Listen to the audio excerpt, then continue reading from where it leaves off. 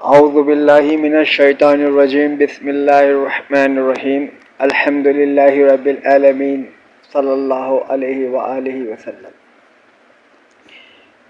دوستوں، بھائیوں، ساتھیوں، السلام علیکم۔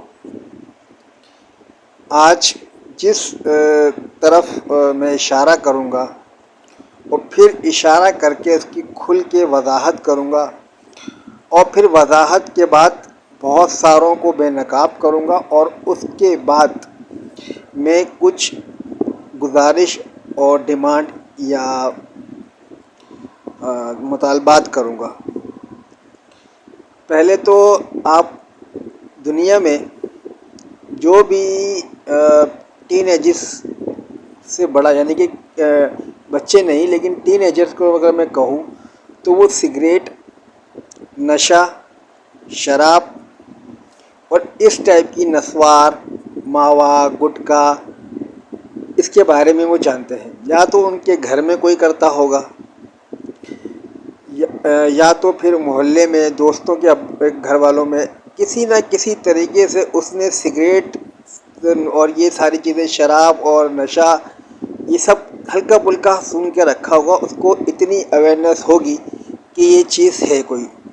ایسا نہیں ہے کہ اس کے سامنے اگر میں سگریٹ پیوں تو وہ بولے یار یہ کوئی کھانے پینے کی چیز ہے۔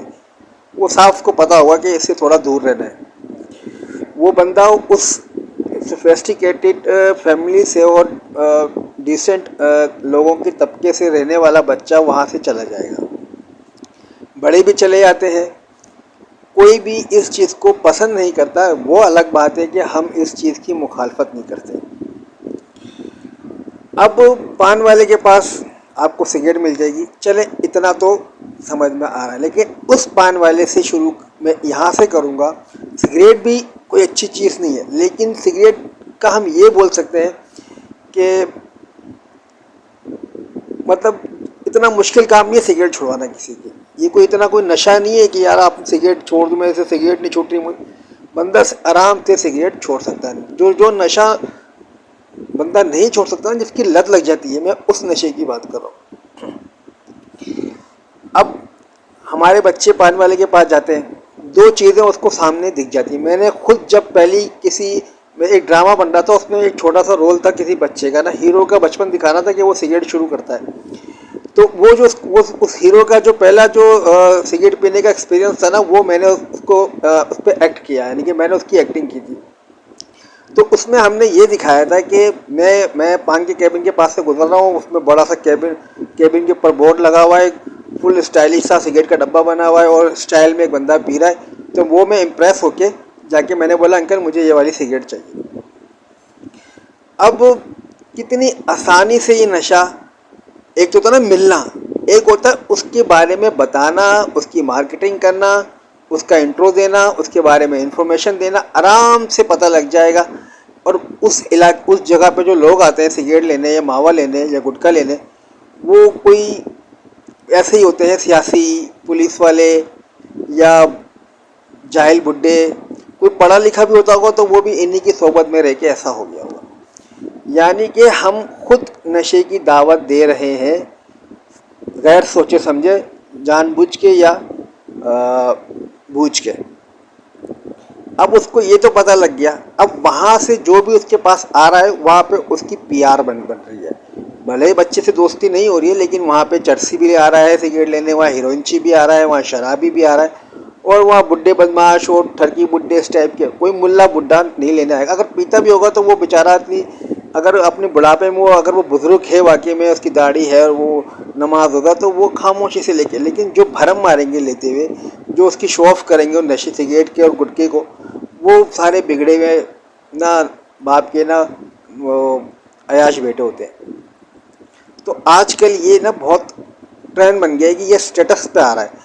یعنی کہ فلموں میں دیکھ لیں، آپ کے ٹک ٹاک کی ویڈیوز میں دیکھ لیں، میں شراب اور میں سگریٹ، اس ٹائپ کے نا، یہ ایک طریقے کا نا یہ ایک لیول بن گیا ہے اپنے آپ کو امیر ظاہر کرنے کا، یا انفلوئنس ہمارا بہت ہے اس ٹائپ کا۔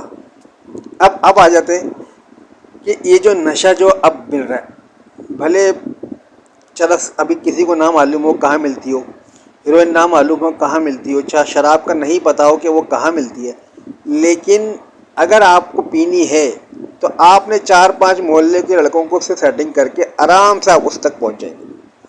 اس میں کوئی بھی ایسا نہیں ہے، بلکہ اب تو ہوم ڈیلیوری ہو رہی ہے۔ اب انمول پنکی کو لے لیں، اور ٹک ٹاک پہ بے شمار شرابی عورتیں اور ملو آنٹیاں اور نا ایک کہتے ہیں نا بچہ کھاؤ عجیب سا ماحول، اس کی سیدھی سیدھی جو برائی ہے نا جہاں سے شروع ہو رہی ہے، یہ بچہ کھانے والی، یہ بڈھوں کا چھوٹی چھوٹی بچیوں کو گھیرنا، یہ ہے صرف اور صرف انفلوئنس انسٹاگرامک سوچ جسے کہتے ہیں، وہ ہمارے دماغ میں آ گئی ہے۔